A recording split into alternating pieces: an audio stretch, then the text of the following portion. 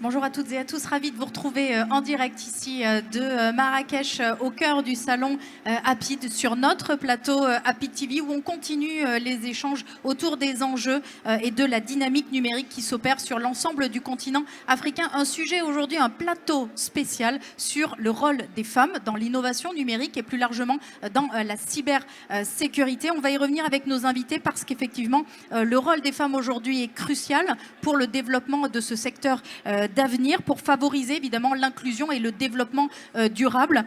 Quand on sait que évidemment la diversité est une richesse, mais que nous avons une véritable pénurie de talents, il est, je crois que nous pouvons le dire, totalement absurde de se priver de la moitié de la population pour accompagner le dynamisme de ce secteur. Les femmes excellent aujourd'hui dans les sciences, dans les domaines de l'ingénierie. Alors pourquoi ne sont-elles pas plus nombreuses à se saisir de ces opportunités? En quoi peuvent-elles être réellement un maillon fort du futur qui se dessine aujourd'hui? Je vous propose qu'on en parle avec nos trois invités, trois femmes d'exception, j'ose le dire, et je suis ravie de vous avoir, mesdames, à mes côtés aujourd'hui sur ce plateau pour en parler, essayer de comprendre un petit peu ce qui se passe dans les différents pays que vous représentez et comment faire en sorte qu'il y ait plus de femmes pour accompagner le dynamisme du numérique dans le monde, un secteur d'avenir, je le disais. J'ai donc le plaisir d'avoir à mes côtés Rita Slaoui. Merci d'être avec nous aujourd'hui. Je le précise pour nos invités, pour nos followers, vous êtes la présidente de Women for Cyber Africa. Vous êtes une experte du monde cyber, de la cybersécurité, et vous êtes donc ici implantée au Maroc, mais vous avez travaillé dans d'autres pays en Afrique. On fera un petit point avec vous. À vos côtés, Fadila Le Turc, merci d'être avec nous également, d'avoir accepté cette invitation. Vous êtes membre du conseil d'administration de la Fédération francophone du futur. Vous êtes également un agent public aujourd'hui impliqué dans le monde du numérique et vous venez de France. Merci Fadila d'être avec nous. Et puis nous avons également l'immense plaisir d'accueillir Muriel. Merci beaucoup Muriel d'être avec nous. Muriel Mouiguiroa, donc vous êtes chargée de la banque digitale à la DGFI, banque de la RDC. Alors évidemment, il y a un certain nombre de femmes aujourd'hui, des noms connus en Afrique qui excellent dans leur domaine. On peut citer Rebecca Enanchong au Cameroun, Juliette Enyuan au Nigeria. Elles sont très nombreuses, on ne va pas pouvoir toutes les citer, mais on avait quelque part aussi envie de leur rendre hommage sur ce plateau. Et puis pour montrer qu'elles sont là et qu'elles sont nombreuses, et vous êtes aussi ces rôles modèles aujourd'hui avec nous. Il y a également Yasmine Bello-Sadji au Nigeria, bref, en Afrique du Sud, en Côte d'Ivoire, au Bénin. Elles sont partout, au Maroc aussi, en RDC, en France. Alors, est-ce qu'on peut faire un point aujourd'hui, peut-être déjà de comprendre quel est le pourcentage aujourd'hui de femmes qui sont dans le monde de la sécurité, de la cybersécurité, du numérique? Est-ce que ce chiffre augmente ou est-ce qu'au contraire, il stagne? Rita, vous voulez commencer? Oui, je veux bien. Merci beaucoup en tout cas pour l'invitation. Alors, en ce qui concerne le nombre de femmes dans la cybersécurité en Afrique, il est connu. Aujourd'hui, on compte à peu près 9% de femmes dans la cybersécurité, ce qui est quand même très très faible. On avoisine l'absence carrément de femmes dans ce secteur. Alors c'est une moyenne de l'ensemble du continent. Cela dit, dans certains pays, on va avoir une représentativité beaucoup plus importante. Notamment, je parle du Maroc, qui est donc un pays que je connais plutôt bien, où on a un nombre de femmes beaucoup plus important. Mais on regrette malgré tout le manque en fait de présence féminine dans ce secteur de manière générale. Voilà. Et le chiffre, heureusement, évolue d'année en année. Ça, c'est quand même un constat assez positif. Et ça évolue parce qu'on a de plus en plus d'événements qui vont nous permettre de parler de l'importance de faire participer les femmes dans cet univers qui est le numérique et des initiatives comme l'association, mais plein d'autres qu'on peut retrouver à travers tout le continent. Et puis au Maroc, avec l'annonce de ce plan Marocco 2030 qui a été fait et ce programme Digital Talent avec 100 000 recrutements qui vont être opérés, 50 000 en reconversion dans le numérique. On va revenir sur ces enjeux, sur ces dimensions, mais ça, effectivement, c'est extrêmement encourageant. Évidemment, s'il y a des femmes qui nous regardent, on les invite à se positionner, à se saisir de cette opportunité qui va se développer au Maroc à l'horizon 2030. Fadila, peut-être un mot sur la France, mais aussi au niveau international, puisque vous rayonnez, donc vous voyez un petit peu ce qui se passe en termes de dynamique. Alors en France et en Europe, on est à 28% de femmes dans la filière numérique au global, ce qui est quand même un pourcentage assez bas et qui évolue mais très doucement.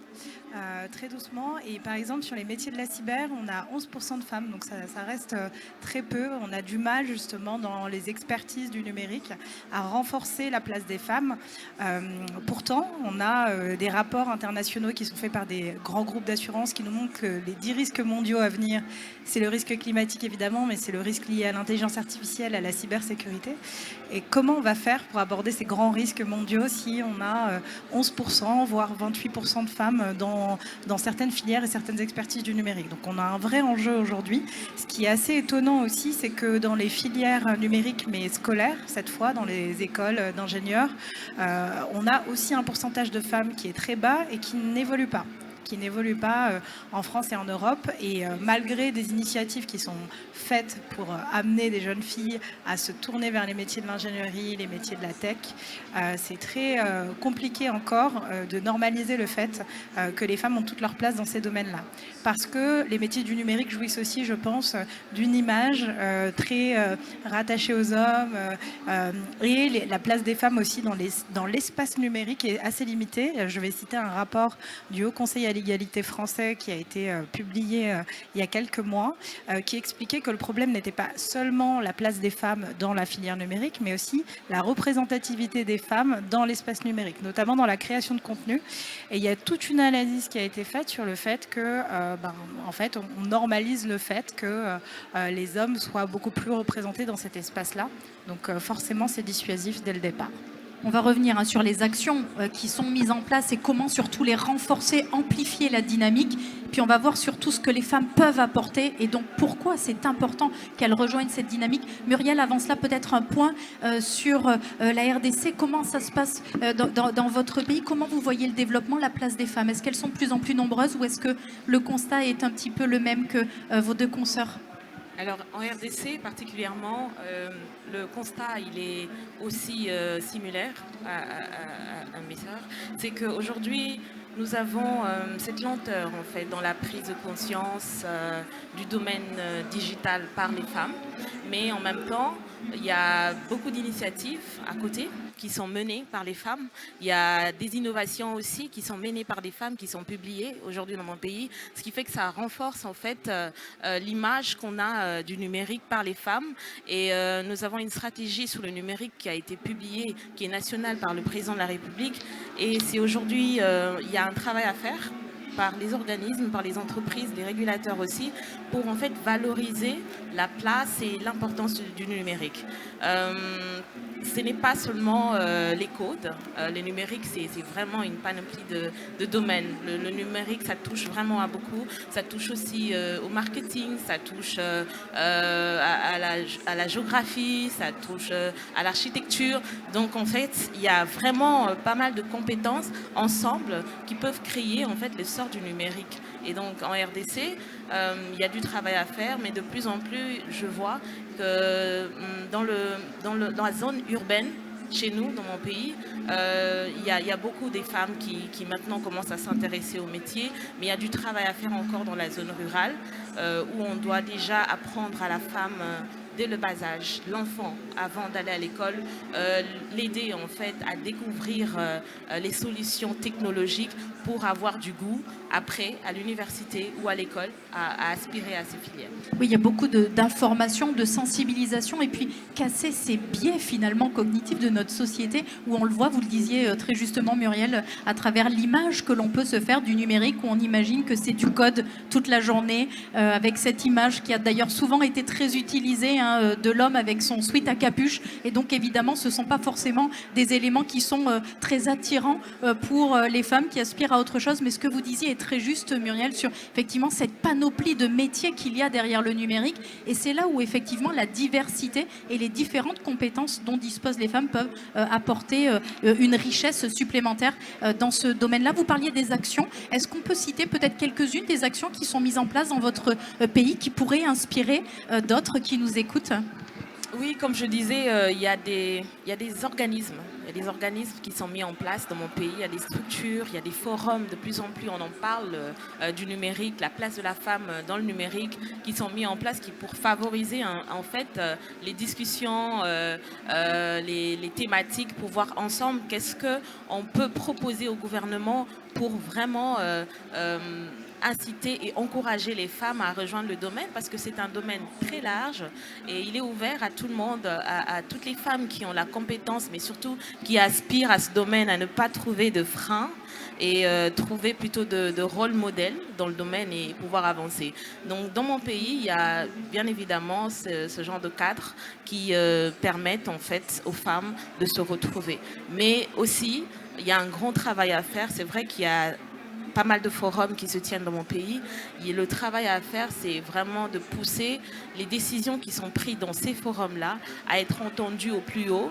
Mais j'encourage en tout cas, et je suis persuadée que dans les années à venir, dans mon pays, il y aura vraiment une grande restructuration et il y a de l'avenir. Est-ce que Fadila ou Rita, vous avez également des éléments à nous partager, des actions que vous avez pu voir se mettre en place, qui sont porteuses aujourd'hui et qu'il faut à la fois renforcer, mais aussi partager pour qu'elles puissent infuser ailleurs? Alors, moi, j'aimerais juste, avant de répondre à votre question, si vous le permettez, revenir sur cette histoire de représentativité avec le bonhomme avec sa capuche. Figurez-vous qu'au démarrage de ma carrière, mes clients étaient souvent étonnés de trouver une femme en fait, qui les accompagnait sur ces sujets de cyber. Et de plus est une jeune femme voilà, qui était en capacité d'avoir un langage autre que technique, d'apporter de l'expertise sur d'autres sujets que de la technicité, donc du développement. Et ça, en fait, malgré tous les efforts et tous les combats qu'on mène aujourd'hui, encore un grand nombre de personnes sont encore figées sur cette image associée au métier des nouvelles technologies, pas que la cyber, qui fait en sorte que les plus jeunes ne soient pas forcément attirés par ce milieu. Alors pour pouvoir changer un peu les mentalités et contribuer à l'inclusion des femmes ou plutôt contribuer à faire évoluer ce pourcentage dont on parlait tout à l'heure. Une des actions que nous menons, mais que aussi d'autres personnes le font, c'est d'aller dans les écoles. C'est d'aller dans les écoles et présenter un peu tous les métiers de la cybersécurité, mais ça peut également être tous les métiers du numérique, et montrer qu'il est possible de faire plein de choses selon ses goûts, selon ses appétences. Alors tout à l'heure vous parliez de marketing. Effectivement, aujourd'hui on a des gens qui se sont spécialisés dans la cyber, mais sur le volet marketing, c'est comment vendre des solutions de sécurité, comment vendre les métiers de la sécurité. Mais on a aussi des associations encore très peu présentes, mais associées les métiers légaux, en tout cas des juges spécialisés dans la cybercriminalité, des avocats également spécialisés là-dedans. On a des psychologues aussi qui vont s'intéresser à la psychologie, aux façons de penser des attaquants, voilà, pour essayer d'accompagner au mieux une entreprise qui se fait attaquer. Voilà, on a vraiment beaucoup de métiers très loin des technologies qui peuvent venir s'imbriquer comme ça avec la cybersécurité et avoir vraiment une vraie valeur ajoutée. Et tout ça, on va le présenter dans les écoles et on va les inspirer. Et aussi montrer qu'il y a des femmes qui ont réussi, qui ont de très beaux parcours et qui ont pu allier vie pro, vie perso. et voilà, leur donner envie en fait de suivre ces modèles-là. Effectivement, ce que vous disiez par complémentarité, hein, il y a des enjeux de géopolitique aussi. Vous parliez de comprendre les attaquants. Bien, on voit à travers cette analyse, cette expertise géopolitique, ce qui peut se passer à travers le monde et donc ce qui pourrait initier un certain nombre de points en matière de cybersécurité. Il y a également les enjeux autour des standards, par exemple, et des normes. Et donc là, on voit bien qu'on va avoir besoin aussi de personnes qui vont être spécialisées dans les sciences politiques aussi pour adresser l'ensemble de ces politiques publiques pour accompagner le numérique. Donc on voit que la palette est extrêmement large. Fadila, est-ce que vous voulez partager avec nous quelques actions que vous pouvez voir, puis cette notion d'entrepreneuriat quand on vient d'école de commerce ou autre et qu'on a envie de créer, on peut aller dans l'innovation, dans le numérique, dans la cyber. On le voit, hein, le champ des possibles est immense. Alors moi, je vais vous parler de ce qu'on a observé un petit peu en France. C'est vrai que les femmes qui étaient dans le numérique, dans la cyber, elles ont très vite pris conscience de leur minorité, de par le fait qu'elles étaient minoritaires dans leur espace de travail, mais aussi qu'elles étaient sous-représentées dans le cadre de leur parcours scolaire.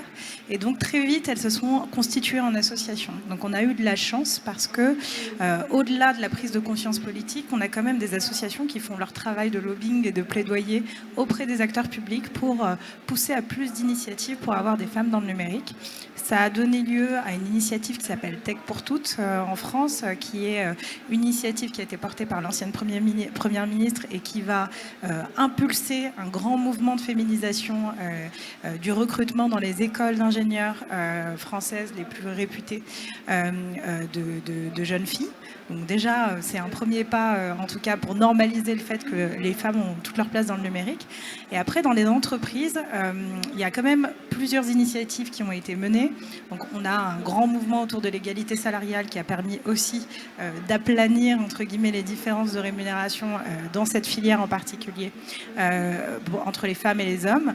Et au-delà de ça, ce qu'on observe à la fois dans le secteur public comme dans le secteur privé, c'est que désormais, il est quand même acquis qu'il est nativement normal de penser qu'il faut des femmes dans cette filière ou dans les filières d'ingénierie au sens large. Le vrai sujet aujourd'hui, c'est comment on lutte contre les stéréotypes de genre en entreprise ou dans les organisations publiques. Et pour ça, on a un vrai travail de sensibilisation, de formation à faire auprès des dirigeants publics et privés. Et ça, en tout cas, les entreprises privées en ont pris conscience. Le secteur public commence à en prendre conscience. Mais pour ça, il nous faut de la donnée. Et c'est pas facile d'évaluer aujourd'hui comment les stéréotypes de genre se manifestent au quotidien dans la vie des femmes qui appartiennent à cette filière ou qui prétendent rejoindre cette filière dans les organisations privées et publiques.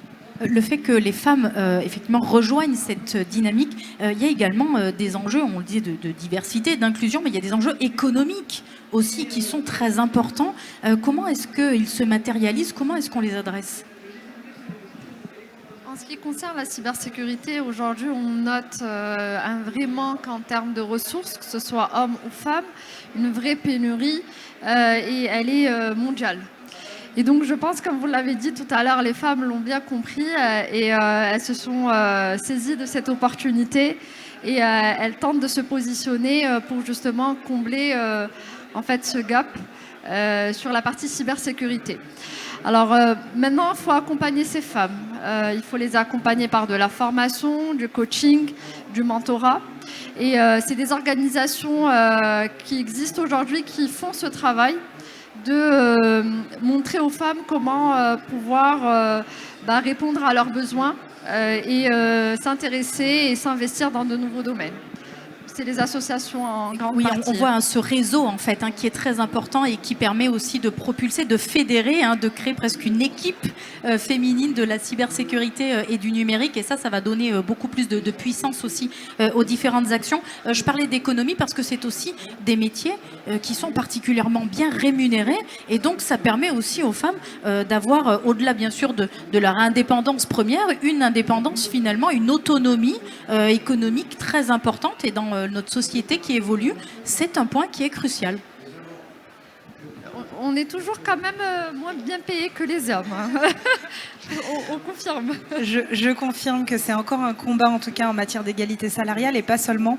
Il y a aussi un plafond de verre à exploser. Parce que, alors moi je viens du monde des ressources humaines, et ce qui est assez intéressant, c'est que dans les formations en ressources humaines, ou au plus bas niveau en ressources humaines, on a énormément de femmes, mais dès qu'on arrive au niveau des DRH, c'est très masculinisé. Et c'est quelque chose qu'on voit aussi dans les métiers du numérique, dans les métiers de la cyber, dans tous les métiers représentés dans le numérique, c'est que les postes de management et de top management sont souvent trustés par des hommes.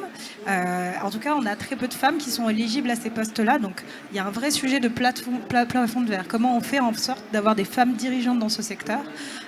Ça, je pense que les entreprises doivent s'en saisir assez tôt pour justement éviter les erreurs du passé sur d'autres filières. Et sur le volet économique, peut-être vous parlez d'une initiative qui est en train d'être menée en France. Il y a beaucoup de fédérations autour du no-code. Le no-code, c'est une façon d'avoir accès à des métiers du numérique sans pour autant se plonger dans le code, savoir coder, etc. Et ce qui est assez intéressant, c'est que dès que ces fédérations se sont constituées, elles se sont nativement pensées comme étant en faveur de l'inclusion.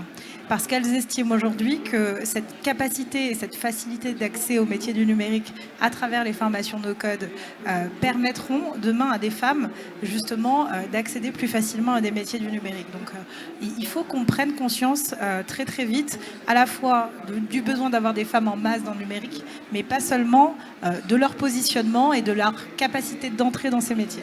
Je crois qu'il y a aussi un point, c'est sur l'éducation, ce que disait Muriel tout à l'heure, sur l'éducation à la fois au numérique, aux nouvelles technologies, à la cyber évidemment, mais c'est aussi quelque part aux jeunes femmes de prendre leur destin aussi en main, parce que souvent elles s'imposent elles-mêmes des limites, et c'est là où effectivement il faut accompagner ces petites filles dès le plus jeune âge pour effectivement qu'elles prennent conscience qu'elles ont leur place, qu'elles ont un rôle clé à jouer et qu'elles peuvent concilier une vie de dirigeante d'entreprise par exemple, ou effectivement des postes de direction importants avec une vie de famille, et que tout cela aujourd'hui est possible, et c'est à travers ces rôles modèles que vous incarnez aussi de pouvoir le présenter, le mettre en avant. C'est un point important. Peut-être un mot sur les compétences particulières dont disposent les femmes et sur quoi elles peuvent influer dans ce monde numérique.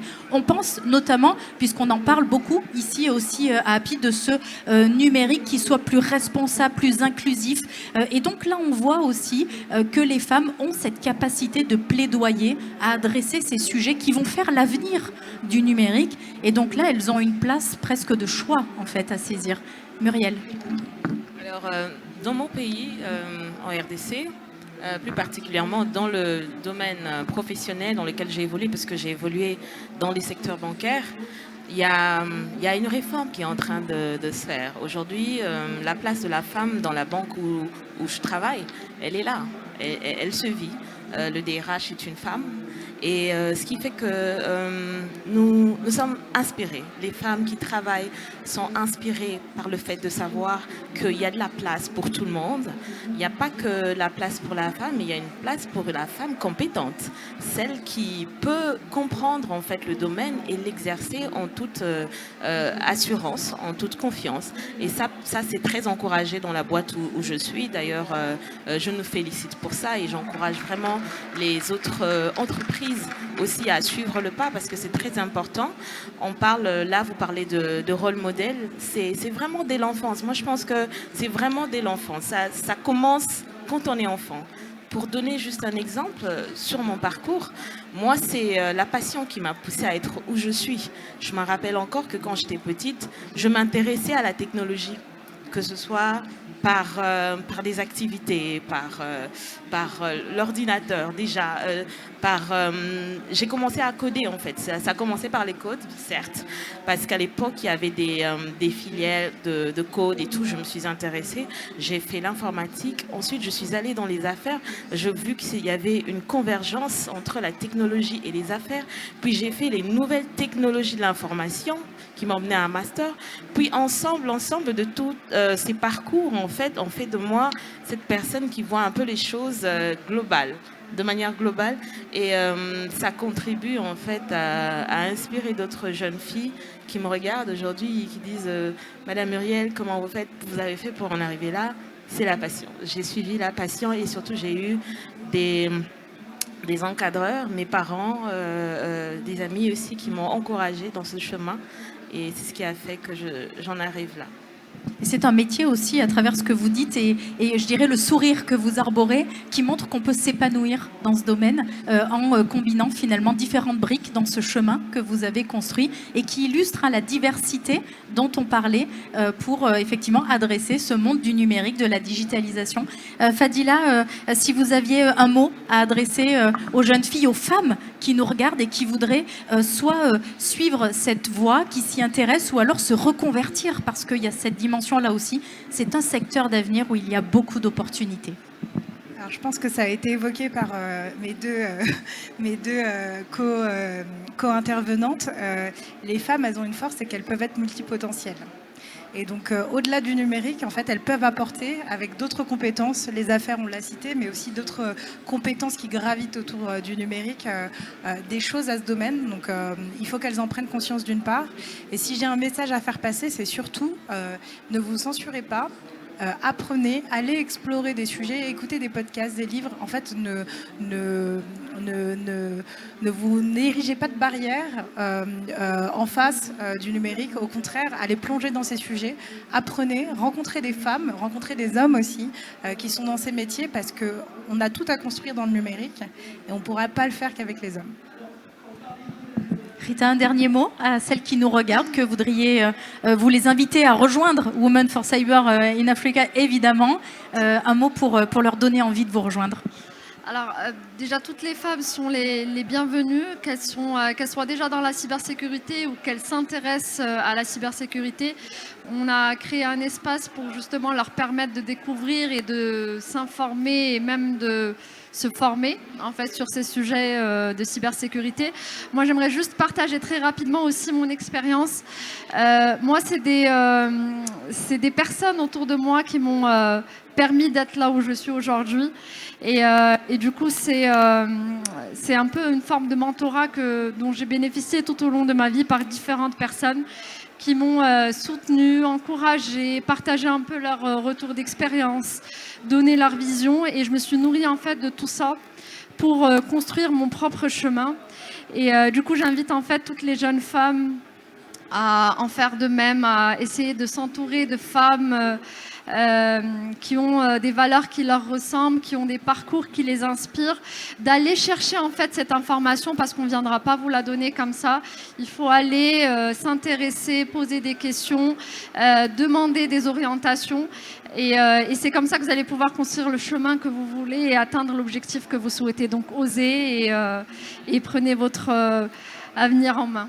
Eh bien, merci beaucoup à toutes les trois d'avoir été avec nous. Et on l'a compris, hein, c'est ce qu'on évoque depuis presque 2 jours ici au cœur d'Apid. C'est une démarche collaborative et collective qui est à l'œuvre, et pour renforcer le rôle et la place des femmes dans ce monde numérique, dans ce monde de la cybersécurité. Là encore, c'est une action collective. Les femmes doivent prendre leur destin en main. Elles ont une place, clairement. Elles ne doivent pas en douter. Elles doivent donc oser s'en saisir dans un secteur d'avenir. Mais on a aussi besoin des hommes pour accompagner cette dynamique. Ils font partie de ce changement, de l'accompagner. Donc, ils ont un rôle à jouer pour qu'effectivement les femmes puissent venir renforcer ces équipes, se saisir, accompagner la dynamique de ce secteur d'avenir. Beaucoup d'opportunités, beaucoup d'enthousiasme en tous les cas pour la suite. On suivra le rôle et la place des femmes, et j'espère qu'on en reparlera encore l'année prochaine avec des chiffres qui auront augmenté. Vous serez bien sûr nos invités. Merci à toutes les trois d'avoir été avec nous sur ce plateau.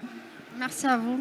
Merci beaucoup. Merci beaucoup à toutes les trois. Merci à vous de nous avoir suivis. Je vous invite bien sûr à rester connectés. L'actualité continue en direct d'Apid TV, et on poursuit notre session autour du rôle pour les services postaux dans la transformation digitale. Restez avec nous. À tout de suite.